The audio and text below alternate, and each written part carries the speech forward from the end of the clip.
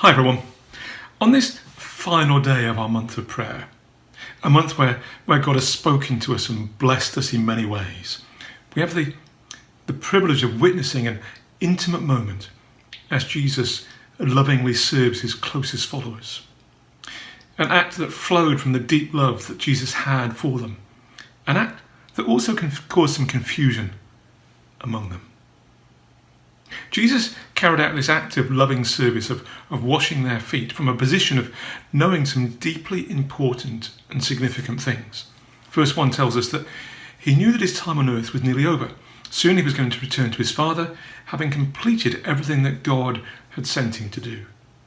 Verse 3 tells us that Jesus knew he had been given authority over everything, that he'd come from God, he was returning to God.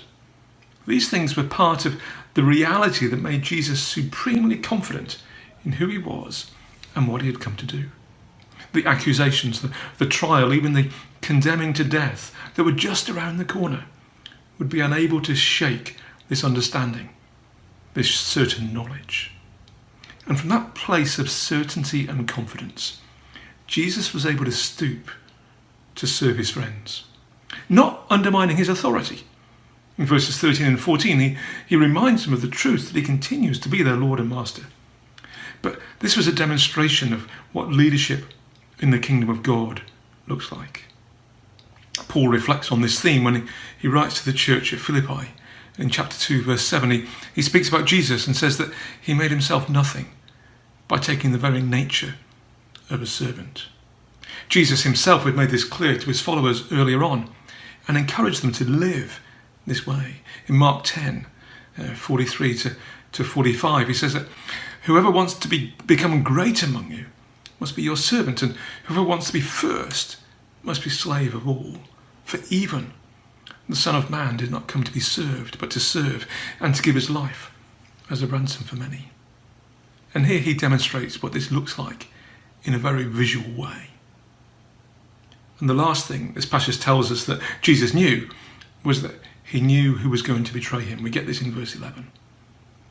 But even knowing that Judas was going to turn against him and hand him over to the authorities and all that that meant, all that would follow from that act, Jesus still lovingly washes his feet.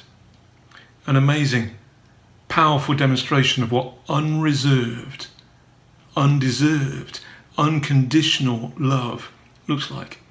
An example of what servant leadership in the kingdom of God is meant to be. And a few days later, Jesus demonstrates this in the ultimate way as he sacrifices himself for the world, for his enemies on the cross. And the challenge of Jesus to those close friends, his challenge to us, is to follow his example. We get this towards the end of the passage in verses 15 to 17. I have set you an example that you should do as I have done for you. Very truly, I tell you, no servant is greater than his master, nor is a messenger greater than the one who sent him.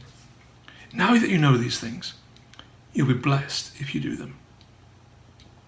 In other words, if it was good enough for me, it's good enough for you, says Jesus. And if you understand this, do it and receive blessing.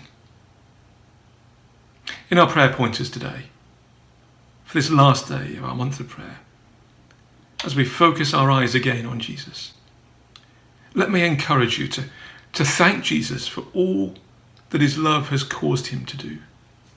To pray that we continue to develop the same type of deep, unconditional love toward each other.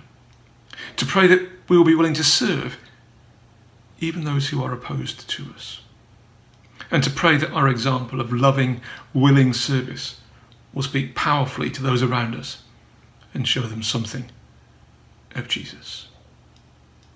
Thanks for praying with us.